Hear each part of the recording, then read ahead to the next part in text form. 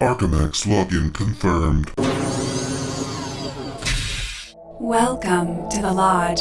You've accessed the Lodgecast experience. Warning, warning. Dangerous spoilers ahead. Enjoy.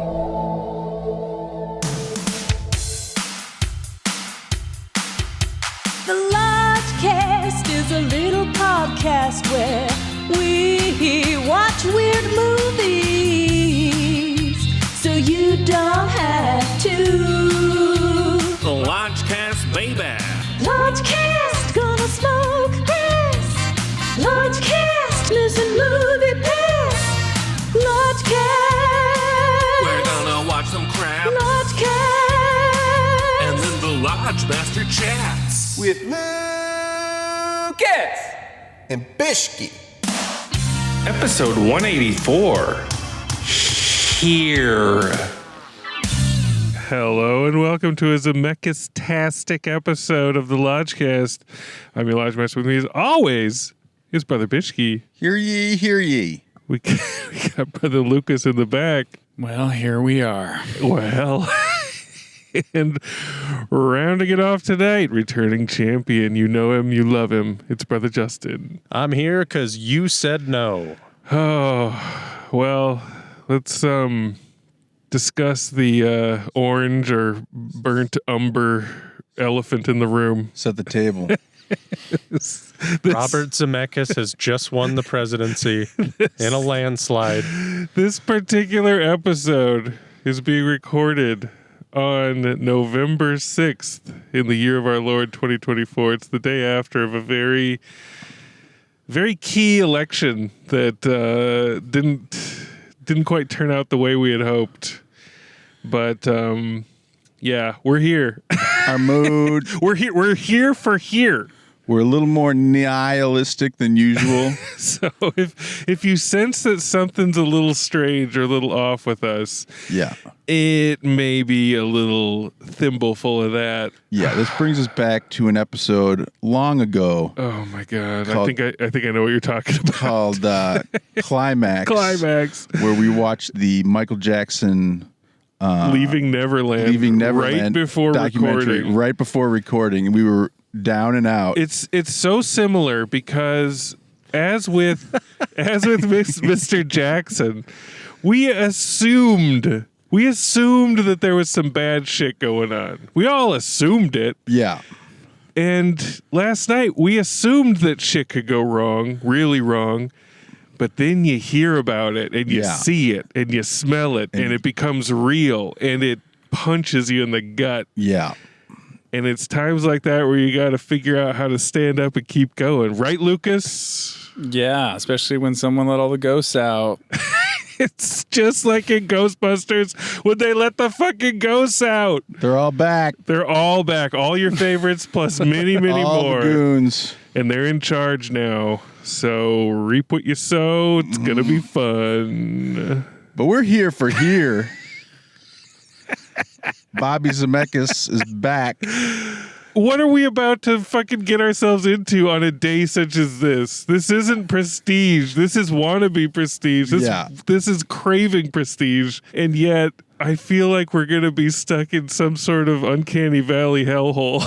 Yeah. In the words of Bob Zemeckis, theaters are in a stressful situation right now. So why are you making that? Anyway, I'm prejudging, which is not fair. No. Not fair. It's not fair to prejudge, even though I've given the last 3 Zemeckis films woofs on this very podcast. Okay, so what? My brain has been wiped as far as anything Zemeckis has been up to other than Welcome to Marwen, which is an infamous Lodgecast. We saw it on New Year's Day, whatever the fuck year that came out. Yeah, looms large.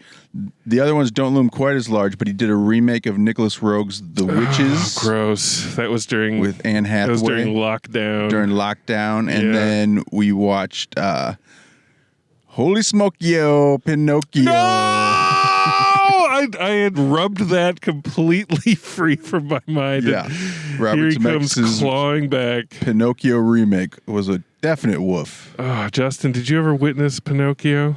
My wife and I were watching Guillermo del Toro's Pinocchio. As any normal, upstanding lodge citizen would do. And we needed a change of tone about 40 minutes in. So it was getting a little serious. And I'm like, you know what? I wonder what 40 minutes in of Zemeckis' Pinocchio is like. Man, you just paratrooped in? Yeah, and I think it was like they were on a roller coaster of some sort. In the Donkey Town or whatever the fuck was going on. They got out of the carpenter room finally. Finally. Yeah, it was a nightmare. Yeah. Not a fan. Yeah, well, at least it changed the tone slightly, or lateral past the tone. It is amazing that you can make pretty terrible movies for 20 years. Yeah, at least. Yeah. And people are like, yeah, well, Back to the Future, though. Like, Yeah. I was a child when that came out. Yeah. If you capture imaginations hard enough at a certain key point in time, you have free reign to do whatever you want. Yeah, he's got the Tim Burton magic where he can just ride on the coattails of. That's got to be like a genre of filmmaker. It's just the fucking coasting. Yeah. When the studio cuts a trailer and they say from the visionary director of, and it's a movie that came out 30 years ago. Yeah. Zemeckis said he could not have made this movie 5 years ago because the technology didn't exist then. So it's one of those movies where maybe the cart before the horse. He had like a new toy to play with, and this is like part of that experiment. New toys. I am excited. I am excited to see what these quote unquote new toys are, because all I know about this movie is that it's going to be de-age-a-palooza and probably a little spurt of digital aging, maybe at the end.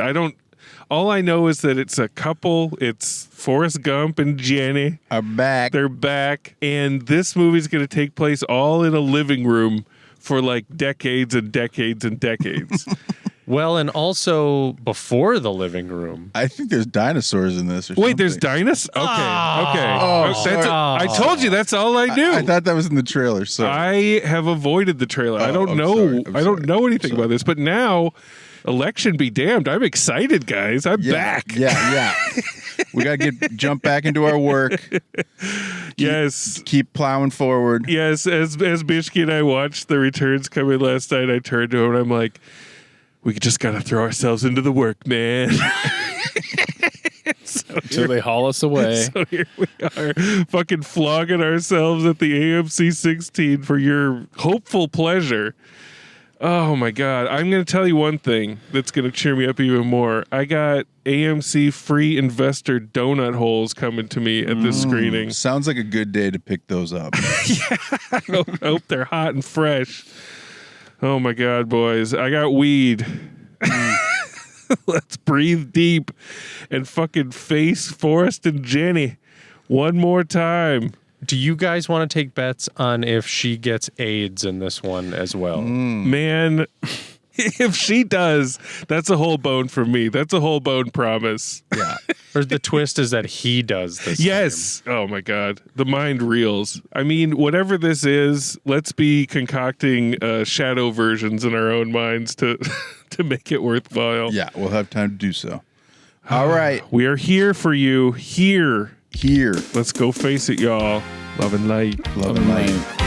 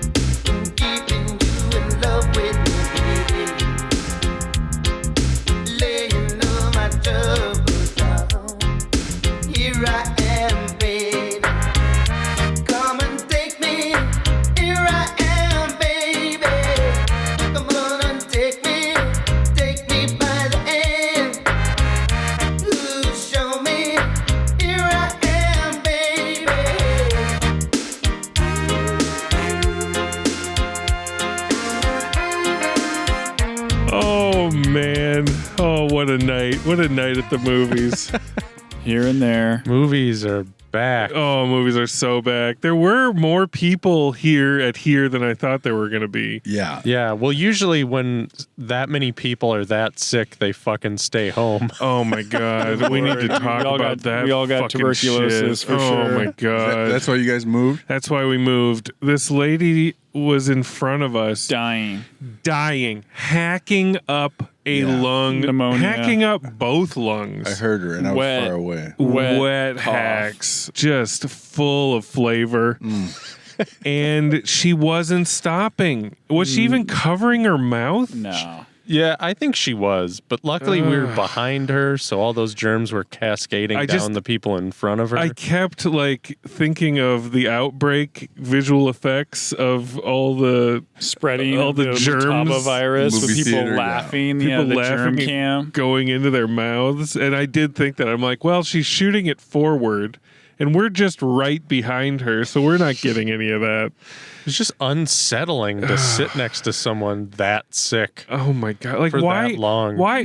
How selfish do you have to be? I mean, it came down to it where I was gonna lean forward and be like, "Hey, thanks for the fucking germs," but I'm cutting people some slack today. She looked cool, but she was not cool. Mm-hmm. So I decided to cut her some slack and not be snarky about it. Yeah. But we did move down. You know, we had to wait in line for tickets to this movie 3 months ago.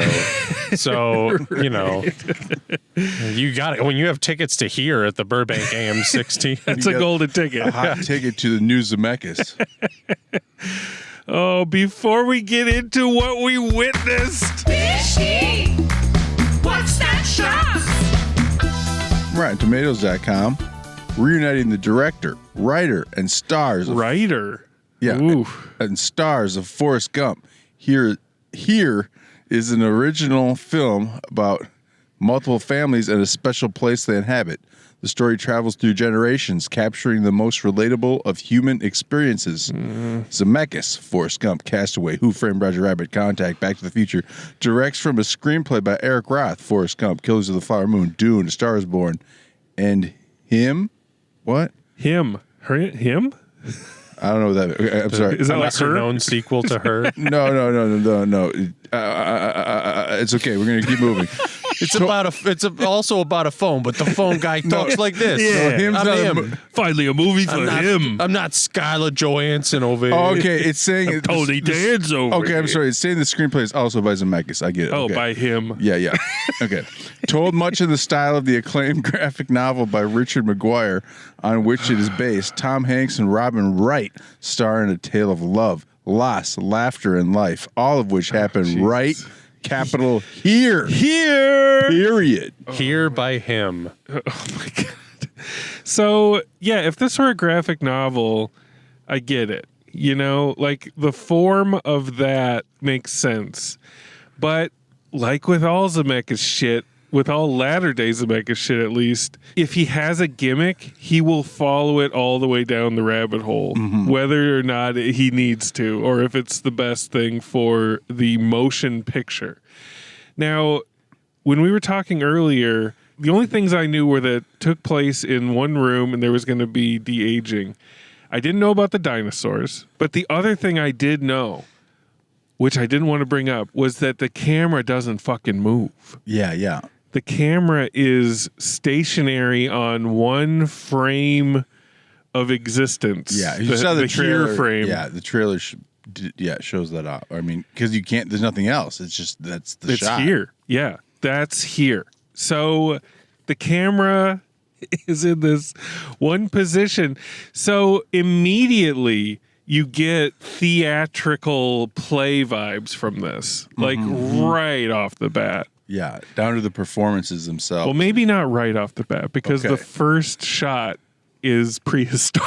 Yes. As predicted, they start on the dinosaurs. They start this little plot of land that we inhabit for this movie. They show you the dinosaurs that roam through this land, and we check in with the Native American peoples, who are a recurring crouton motif. I'll just make the crouton claim right now. Yeah. Salad crouton.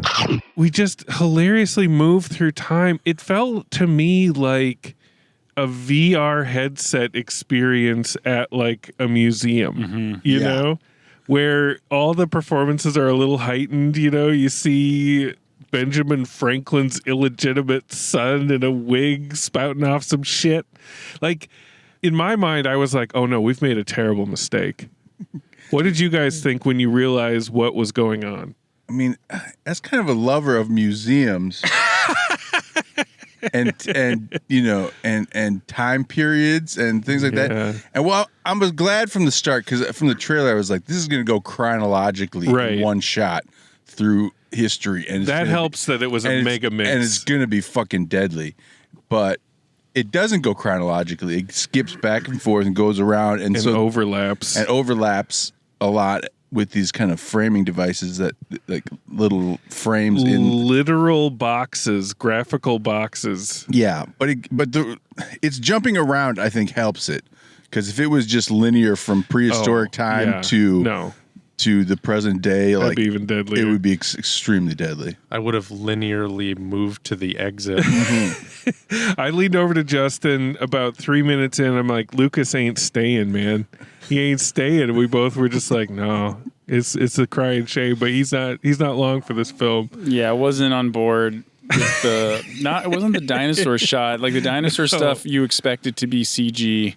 Yeah. But then it cuts to like an older Tom Hanks, and then like the very next shot from the old de-aged Hanks goes to Paul Bettany, like super de-aged, and that took me out. And I was like, I'm not here for here. I don't have a problem with the premise. Yeah. At all. No. I mean, it's somebody trying something new. Points for that. The problem, I think, is that these through lines needed to connect in some way. There needed to be a story. Like something that drove it beyond some really groan-inducing social stuff that they put in just to mark the time. It's like a boomer fever dream. I'm coming at this from. I am a fan of Forrest Gump, I will confess, and it kind of like, you know, I saw it in middle school, which was the perfect time to see it, because it kind of like super oversimplifies all these different time periods and points in history, but like connects them over time. Yeah.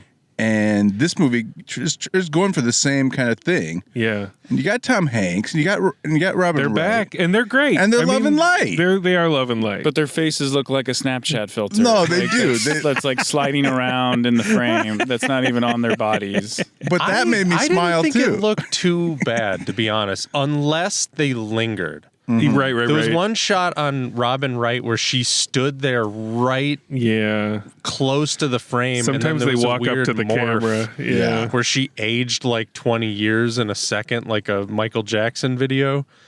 And that was pretty egregious. But when they were just kind of moving around and talking and carrying about, I don't think the effect was bad. It could have been worse, but let me take you through my personal journey here.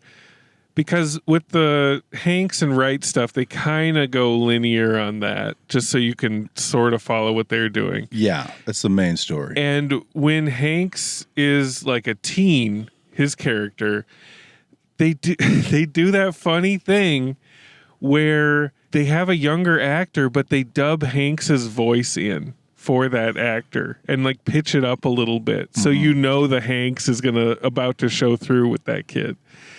And the one funny part about that is when Paul Bettany's like asking him to name cities in Pennsylvania, and he's like, Philadelphia, like a Philadelphia callback. Anybody? No, I missed it. Nope. Yeah, I got it now. But again, like I was looking at the things beyond the things that I was supposed to beyond the frame. Yeah. This, but then I think like 3 years passed, like maybe he's like 16, 17, 18 maybe. Yeah. And it's Hanks. It's Hanks. And no matter what they do to de-age him, you ain't getting below 30 with that guy. No. You can't. You just flying can't. too close to the sun. But he's game. Did they do something to his body too? Because he was looking like super thin, trim, you know? Like trim in a way that you can't really be when you're whatever Hanks' age is, 70 or whatever. Like, I don't know. There's definitely something at foot. But when he does walk around, you can see a little bit of, elderly man in that 18-year-old's gait. The magic trick doesn't quite work. It's not as bad as The Irishman, though. No, it is not. They moved the headstones, but they didn't move the body on old De Niro. This is, I guess, progress? Yeah. If this is a thing that's going to happen, If this is a thing that's going to happen all the time, it is progress. And then Robin Wright, you can de-age the shit out of her too, but she's not getting below 30. And she's supposed to be like 16. Yeah. Like, come on, guys. Like, at a certain point, you got to be realistic. I thought the movie was going to be about Tom Hanks and Robin Wright from start to finish. I did too. And so when it opened with Paul Bettany shouting like from the war with some other actress I didn't recognize, I was like, what are we doing here? And he doesn't age until he's like on his deathbed. Like, he just looks the same the whole time until he's suddenly ancient. But you can't really get into any of the storylines because they last mere seconds before they just flicker away. And if it's like the Black family story, it's even faster or shorter. Yeah, that's the most modern we get. Justin leaned over and he's like, the fact that they aren't going into the future is pissing me off. Like, it should have been Cloud Atlas stuff. Yeah, Cloud Atlas, this ain't. And Hanks... he is Cloud Atlas, so he knows that world.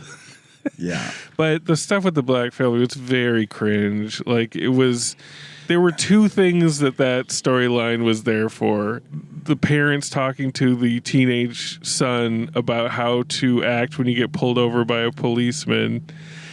And then the other one, which is hilarious, they have a maid, and the maid is just kind of working, like spraying some stuff down, and she tries to smell some flowers, and I'm like, what the fuck is going on here? Yeah, They're just lingering on it. She's like smelling Lysol. And she's smelling Lysol, and then she walks kind of towards the camera, again, stationary for almost 2 hours, this camera, and she's like, I cannot smell anything.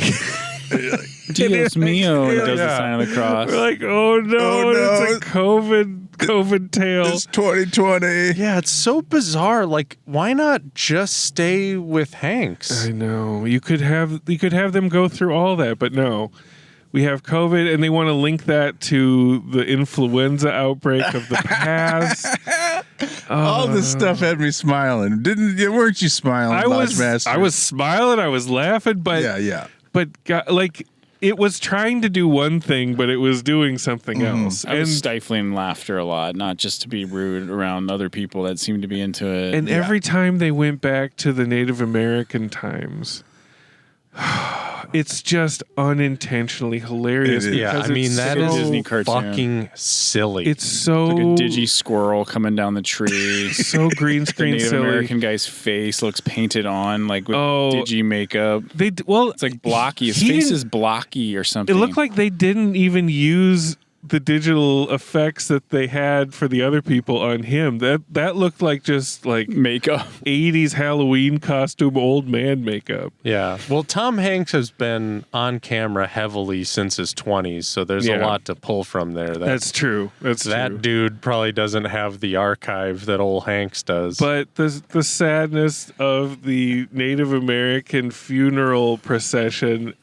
Justin just couldn't keep it in. They bring the poor departed woman's face right up to the camera, and Justin just fucking lost it because it's a latex dummy. Yeah, and they're bringing it right to camera, closer than almost anyone in the movie gets, and it's just lingering, and it's all in service of some fucking hippies digging her necklace up in the and backyard. Presenting it to Robin Wright, who at that point has Alzheimer's.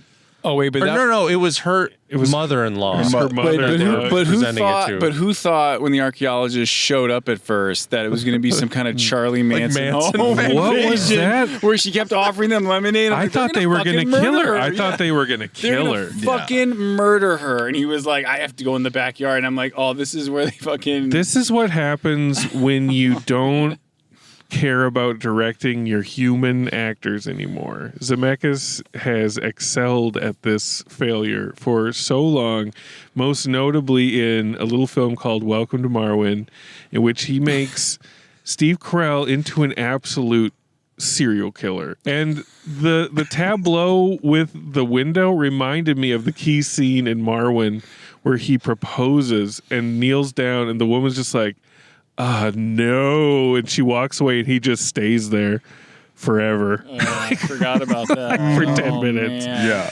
But that's what's beautiful about it too, is you get these characters directed in a way where they're supposed to be completely benign, if not like charming.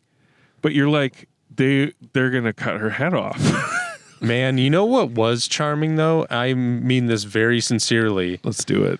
The fucking couple in the early 40s. Yeah, I they wanted were a whole movie having about a them. blast. Just randomly, one of the timelines is so random. This dude who goes on to invent the lazy boy and his hot wife, and they're having a fucking blast. Yeah. He's like fine tuning the recliner. He's like, it's the relaxy boy, and he's getting it just right. He's dialing it in. Everything's going great for him. She's like, you're the best inventor. And then he sells it, and they're like, we're on easy street now. He's taking nude photos of her. Yeah. And they lived happily ever after. Happily ever after. I was waiting for them to get like buttoned up. They're like, oh, they died of AIDS. Yeah. You know, like, I don't know Just what. waiting for the other shoe to drop, like every other fucking bird tableau. crash. He went to the Korean War.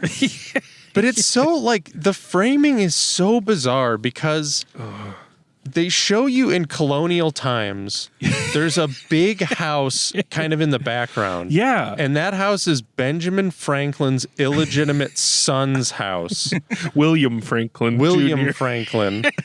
So there's some revolutionary shenanigans. There's one point where they're digging the foundation for the house that will be our hero house. Yeah. And some kids are just like, what are you doing? They're like, we're digging a hole. I'm like, we're all digging a hole. We're all right digging now, a hole. dude. So the house that we're in is the house behind Benjamin Franklin's illegitimate It's the son. house behind the house. Yeah, why don't we go to the main house? Why don't we go to that big old creepy house? Why would that be the framing device? It's madness. Who the fuck knows? And then there was one storyline where a guy bought a fucking airplane. Yeah, what and happened then everyone with that? the joke was that he died, but he didn't die in a plane crash. Right. That was the influenza. Oh, yeah. Oh. Well, fucking weird, though. We need to talk about some technical aspects because some of these moments where like a square from a different time period will appear to reveal something poignant about something else that happened in that part of the room at a different time. Some of that stuff works. I would say 30% works. And some of it, most of it, the lion's share of it is just rough draft punted. There is a transition that evidently Zemeckis has fallen in love with. And it looks just like, if I have any old editors out there, the Video Toaster Starry Night transition, where it's like a bunch of little transparent swirls takes you from one scene to the next. And you're supposed to do it kind of slow if you're going to do it, you know, in the 90s artistic way that it was intended. But this is like so jarring. Like someone will come right up to the camera and then it'll like, what do you even call that? None of those were effective. Justin and I were wincing so hard every time they did that. Yeah, it's been a while since transitions like irked me that much. I've never seen a movie that's so, it is like obsessed with its transitions. I think that happens when you're not confident in the final product and you need to start like gluing rhinestones to your denim jacket because you don't think people at the party are going to think you're cool. Disco Zemeckis doesn't advertise. Well, some Love and Light. Yes, please, Bishki. Bishki's loving it. Production design. Speaking of which, there's a McDonald's promo. There's McDonald's pretty hardcore where he's like, "This is our favorite breakfast." That they proceed not to eat. That they don't eat. Yeah. I like McDonald's. Love and Light. Love and Light. No, McDonald's, the official breakfast of getting a divorce.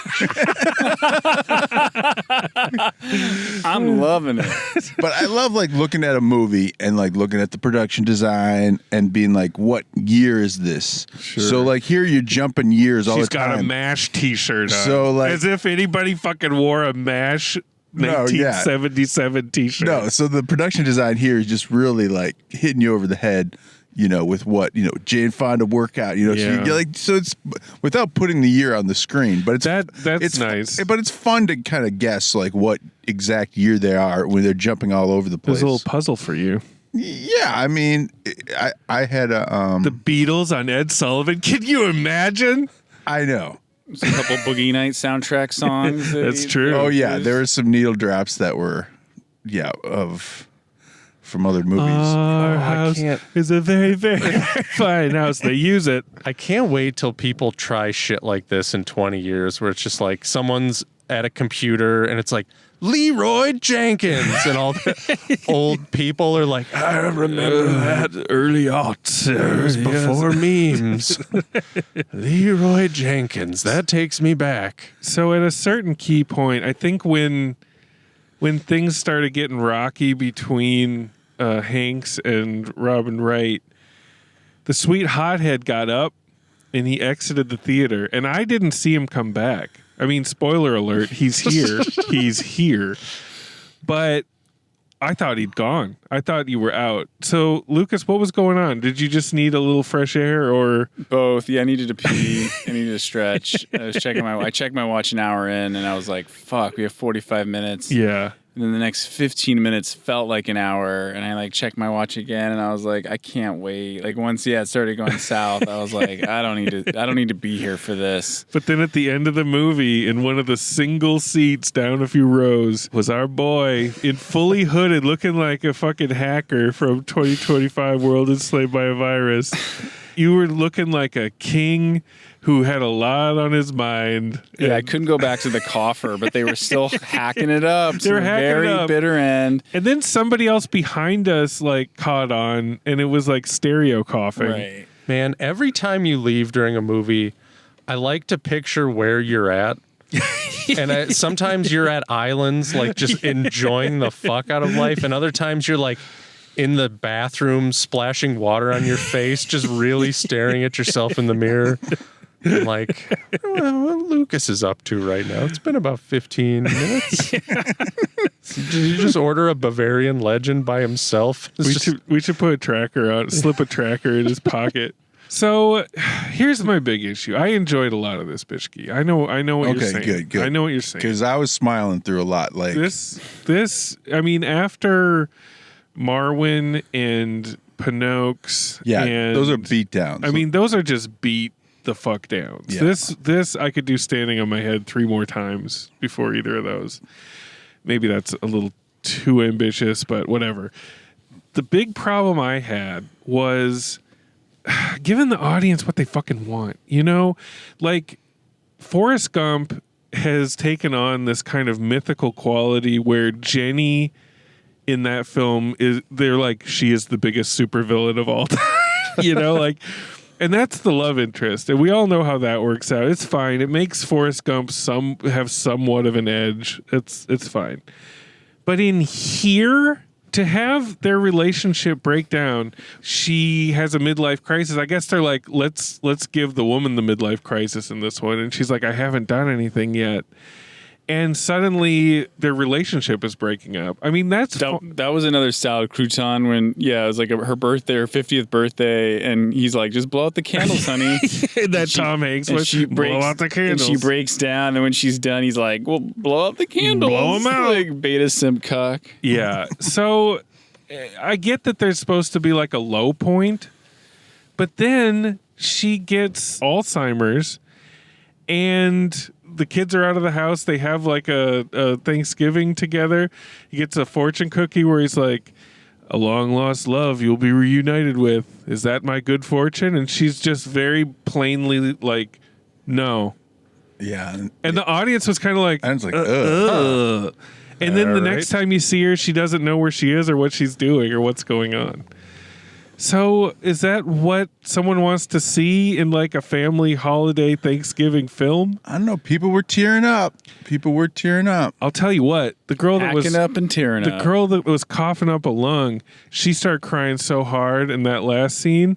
So she was coughing. I was fully turned to her as she was coughing and crying. And I'm like, you miss are disgusting Dude, me right so now. Probably many- also shit her pants. She was many shitting fluids. too. She was definitely Her shitting. nose was running. She put on a diaper and went to here. I also think this is a terrible way to end the film as well, because Hanks has such a boner for her throughout the film, and she wants nothing to do with him. She wanted out of that house. She wanted out of that house from the beginning. She's like, I want to get out of here.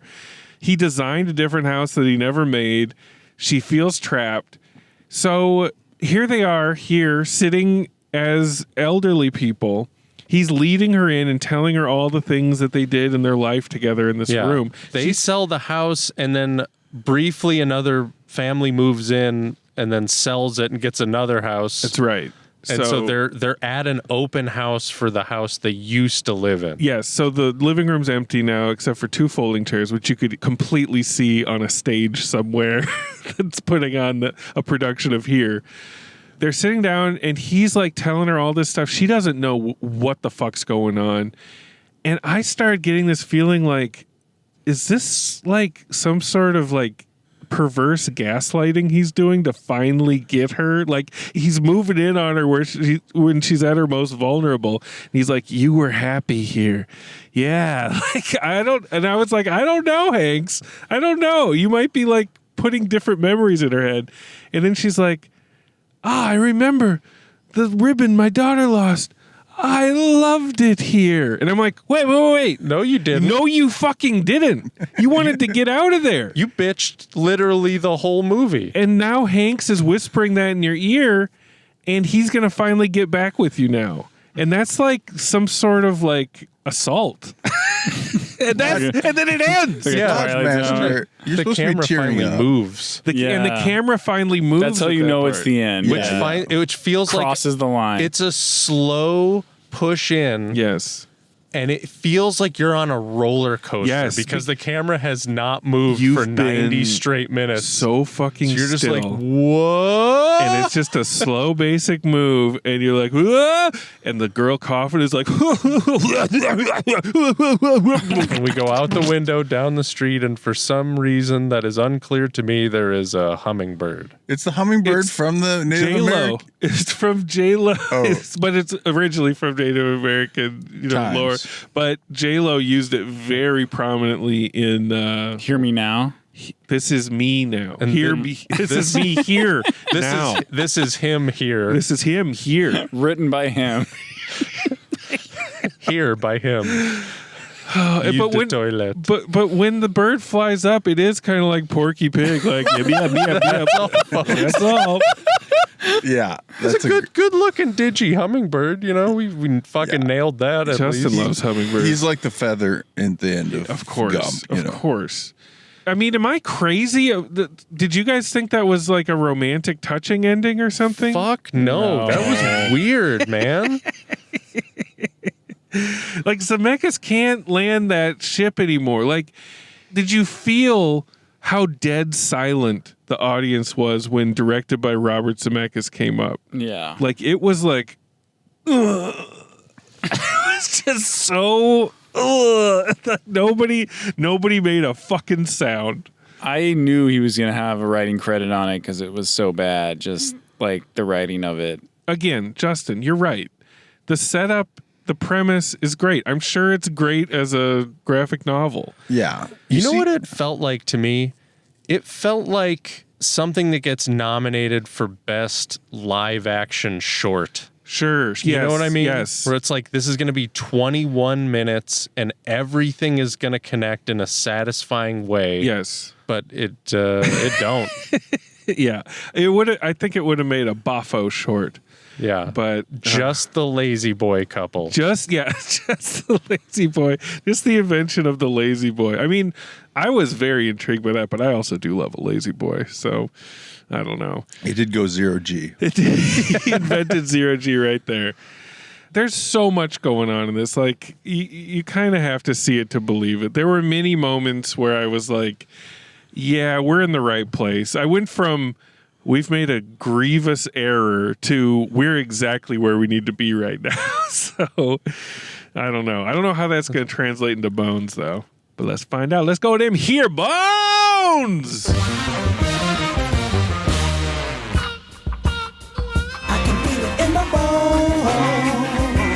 Ooh. We're going to blow the hothead out of the airlock first and foremost. First to bone. Hear. Hear ye, hear ye. Yeah, it was tough. It was a tough one.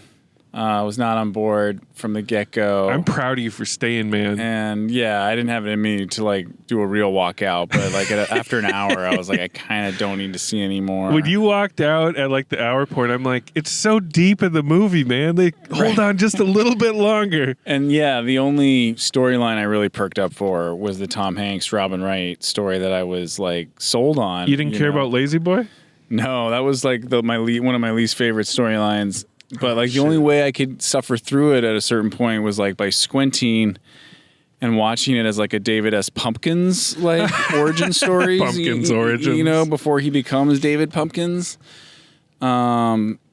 And I didn't know Paul Bettany was in it. I always, I guess, thought he was a good actor because he's British, ? Yeah. But he is just awful. Like, and going back to that, like, theater comment, it felt like dinner theater, you know, like those early going or like scenes. lunch theater. You know, the shtick of him, like, having to talk loud. It's like, oh, my God. I was like, it was insufferable. It was the only times I liked it when he was on screen was when he was using the giant light bulbs to illuminate his film camera subjects. Yeah, I wish it was just one family and it was like practical, you know, house that they just dressed over the years as opposed to all the digi stuff. And yeah, just if you're going to do a digi, maybe slow your roll a little bit because you're just ripping in and out of You'd have to lines. make it 3 hours. So you'd have to make it Cloud Atlas. Yeah, exactly. And if you're doing it, you got to like, interlink it more. Cause like, I'm not sure what the Lazy Boy story teaches us, except that there's like, I guess someone out there for everyone that will like be your champion and help you see your vision through. Yeah. But it seemed kind of condescending and like insufferable, like and patronizing. Zemeckis saying like, you know, you got to do what you got to do now because like you're gonna wake up and be 50 one day and regret everything and not doing it. But I've done it, you know, so I'm not gonna have any regrets. But you guys might, so that's why I'm making this movies for all of you. It's like go fuck yourself, dude. So for the concept of a movie, I will give it one bone. One? Oh, a whole bone. Woo! Generous. Very generous. All right, generous Justin. What do you got cooking up? That nickname is not going to stick. So just so we're clear, though, hang on. Yeah. The sets are real. There's a real room. This isn't shot on a green screen. Well, yeah, I mean, probably mostly real. Yeah, I'm sure there's you a lot mask of them out to like transition, but like you'd probably shoot one era over the course of like 3 days and then move on. Yeah. I'm sure there's some great behind the scenes showing just exactly how they did it. I want to see how much time and effort was put into making sure the camera never moved. Yeah. Because that is, if you ever make movies and need to get like a background plate or like do an old school transition where someone's going to be a ghost or something and you can't move the camera. Yeah. Oh, if you bump that fucking camera, it ruins everything. But what the fuck were we talking about? Oh, yeah. Here. Premise. Yes. Fine. Digital de-aging with some exceptions. Fine. You're good with it. You just got to give me a little more story. Yeah. You know, like something like Cloud Atlas. That's a disaster piece. Yeah. And the through lines are kind of thematic in a way that I feel is inaccessible if you haven't read the source material. So like, you're like, why is Halle Berry an old Asian man right now? Like you don't really Dear listener, you gotta see Cloud Atlas. Yeah. Come on now. So this just kind of doesn't have that. I mean, the threads are so loose that they're almost not connecting at all. Like, there's one point where you see Benjamin Franklin, remember his illegitimate son has the house behind the house. Oh, God. He's I know talking this about scene. something Oh, my or God. other. But then later, Tom Hanks and his brother are both dressed as Benjamin Franklin for a Halloween party in the 70s. And then they start doing this crazy, like, quilt. I mean, that's a crouton. For sure. At least a crouton. Yeah, I mean, I think for people like us, because God willing, we're only halfway through life. Oh, yeah. So we haven't seen the whole arc. We're old enough to know that life goes by really fast. After last night, we're going to see a crazy arc. Yeah, holy shit. So I don't know if we're the target audience necessarily. I think you have to be literally 70 or older. Yeah, and they ain't coming to this movie. Yeah, so who the fuck knows? But like, the only thing we would clock is like technology. Right. So like, I was really clocking the TV. I was clocking the TV. He didn't upgrade his TV fast enough. Yeah, no, not for my taste. And he downgraded at one point. He got like a smaller, shittier TV. Yeah, kind of weird. Come on.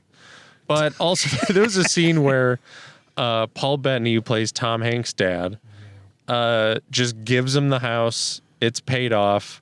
And this creates strife in the film for reasons that I don't understand. Especially us in Los Angeles. What a fuck you to contemporary audiences to have someone just give a house away, and then people are like, nah, I don't know. Have that be a problem. I don't like this house. We still don't have money. I don't know. Nah. Yeah. It's behind a historical Thomas Jefferson, whatever the Benjamin Franklin. Well, we got it free, but fuck it. I mean, Robin Wright in this and in Forrest Gump, I mean, not rootable characters, really. No, bizarre. I Really mean, I'd weird. be grouchy living with my in-laws like that. Right. But still, figure it out. Like, I don't know. But yeah, this shit don't work. We shouldn't be thinking about that shit during this movie. No. We shouldn't be clocking interest rates and mortgages and compound interest. I had little interest, but I'm with the hothead on this one. This is a one-bone movie for premise alone. Generous Justin revoked. Dark Generous Justin.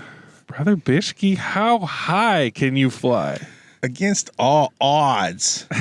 Because I gave 3 woofs. Yeah. And I was done with Zemeckis. Yep. But he's back, baby. Movies are back. Movies are back. I don't know. Maybe it's just the weird day it is today. And I was just in need of some weird kind of nostalgia for all periods before today. Good point. And I mean, it did get me thinking. You know, you think about your parents, you think about having boomer parents, you know, and you think about the spaces you inhabited, and the important moments that happened there growing up. And you know, it gets you thinking, and you know, it gets you thinking about all sorts of periods. But the experiment of it, you know, I kind of related to like maybe like the desktop film or something like that. Yeah, plugs right into that. Where you're doing something, and all I see is potential there. Like you know, Zemeckis ain't nailing it.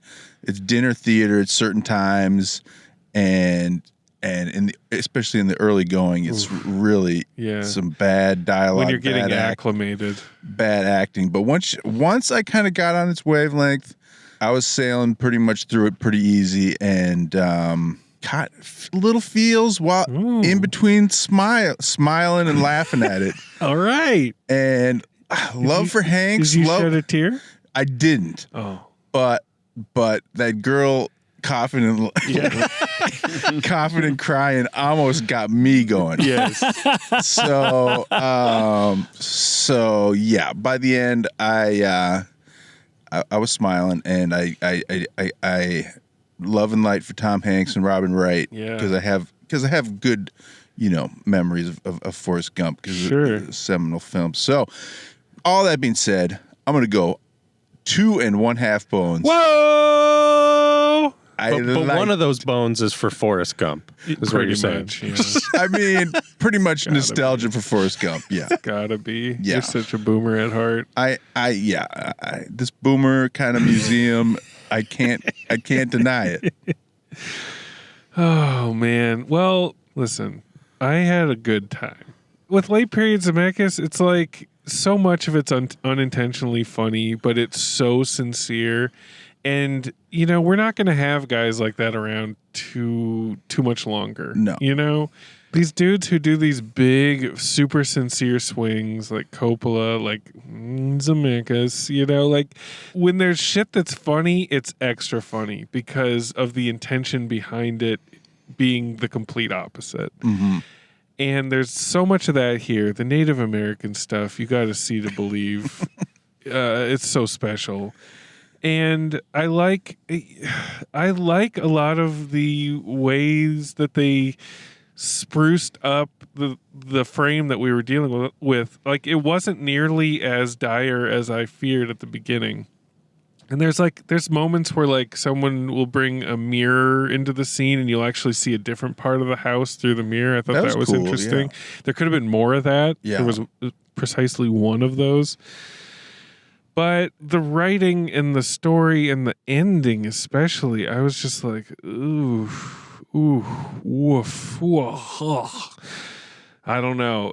That was making my bones rickety. But then, Bishki, when you said that it made you nostalgic for all times before today, like there is something there.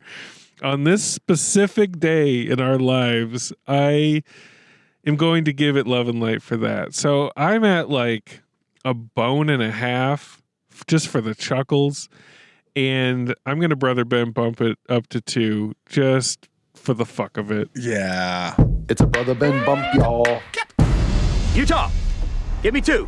So 1 bone for Forrest Gump, though. That brings you up to 3. Yeah, I guess it does, but not officially. Officially on the Amort. It's my shadow bones. We're on the Amort. We must settle We the must score. settle the score. I have no fucking idea. I have no idea. It's time I settle the score. Does anyone have any idea? Yeah. There's no way critics are buying this. Lucas, be honest. Did you look this up? No, Okay. no way. All They're right. they're too fucking cynical for this kind of schmaltz. Yeah, I'll say 40% critics. I saw, not that the AV Club means anything anymore, but I did see that they gave it a B+. So there's some voices out there crying in the dark for this. I don't know. Lucas is pretty damn close. I'm gonna say 35. 36. Oh, Ooh, take that, Zemeckis. They wanted more of that COVID plot. But The Witches was probably like 12. Pinocchio was probably like 8. So this is trending in the right direction. Wow. What was it? 36. 36? How many critics? 114 reviews. Ooh. Take that, Zemeckis. Okay. So now we go to the audience, and did they believe in this gaslighting love story that turned me off so much? I think audience is Higher. sunk cost fallacy. They paid for hot dogs, they paid for tickets. The movie's doing something right if you can cough all the way through it without getting up. And without everybody just like beating the shit out of you. I would say audience is like 65. Close. Oh. 55. Very close, Lucas. 57. Okay. Yeah. That's about the bump, I'd imagine. Yeah. Okay. Well, critics are being nasty. Yeah. Oh man, I can't wait. I'm gonna dive headfirst into all these fucking hot takes that these reviews are giving, because now with that framing, they're gonna have some funny shit to say about the prehistoric stuff. Oh yeah. Needed more dinosaurs. If you ask Needed me. way more, or like Tom Hanks, like at the very end, like a dinosaur crashes in and like eats him. Like, like just fucking mix it up a little. Let's have a little fun. Well, the frame, like one of the scenes was almost interesting because this sweet young Native American couple was about to make love. Yes. And then the other half of the frame is like fucking Benjamin Franklin or some bullshit. And I'm like, they were kind of lingering. I'm like, if this fucking Indian couple is going at it while like geriatric Tom Hanks is talking to Robin Wright, we're gonna have a movie here. I mean, there's none of so that much happened. potential. This is what you do. You go have Thanksgiving with your family. You don't want to talk politics? Throw on here. Yeah. I'm going to recommend this to my parents. I think. Yes. I think they'll love it. I think they'll love it. Yeah. They love Hanks. They'll be a little confused and disoriented at first, but they'll get into the rhythm of it. Yeah. Yeah. Hey, you want a fun thought experiment if you guys needed to be taken down a peg after today? Yes. If you made Forrest Gump today, all that shit would be in the 90s. Oh, yes. All the nostalgia in Forrest Gump would be now the time that Forrest Gump was released. That's why I'm Forrest Gump at the LA riots. I'm hoping for Forrest Gump 2. Let's do it. Bring Hanks back. Forrest 2, the Gumps. Gump and Company. Forrest must encounter 9/11. See, these are the shadow offshoots that we think of while watching these Zemeckis movies. Yeah. That's beautiful. Oh. I bet his take on 9/11 was pure love and light. He found the silver lining about how we're all going to come together, and he's going to spin some homegrown wisdom that he got from Sally Field. Yeah, and then he becomes ultra-nationalist. He gets recruited by the Taliban to run a bomb into a cave. Yeah. Donald J. Gump. Justin, thank you so much for making it here to here. Hey, anytime. It's a comic book movie. It is. It's technically a comic book You bring me in, a man of the people. Oh. This movie, I felt like a man of the peephole. So I was just staring into a living room the entire time. You were a man of the peephole. Listen out there. Hope you're feeling okay. If there's anything we can do, maybe just go back and listen to some old Love and Light Lodgecast to lift your spirits if it helps. And we will be here. We will keep keep rolling forward. Whatever Zemeckis comes out with next, we got to see it. He's got many more. All right, folks. Love and light. Love and light, y'all. Here and now. A woman on the radio talks about revolution when it's already passed her by. Bob Dylan didn't have this to sing about. You know it feels good to be alive. I was alive and I waited. I was alive and I waited for this. Right here, right now. There is no other place I want to be. Right here, right now. Watching the world wake up from history. Right here, right now. There is no other place I want to be. Right here, right now. Watching the world wake up.